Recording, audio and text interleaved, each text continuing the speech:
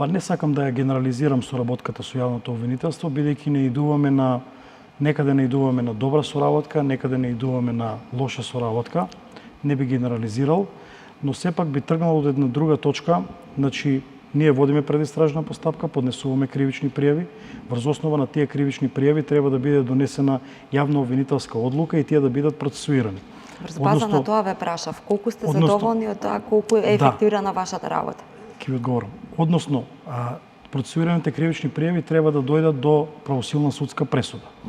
Во овој период од 14 месеци се работи за многу малку процесуирани кривични пријави и за многу малку подигнати обвиненија од моите информации и врз основа на тоа можам да кажам дека мора да има промени во јавното обвинителство, затоа што непроцесуираните кривични пријави значат дека ние едноставно залудно сме работеле.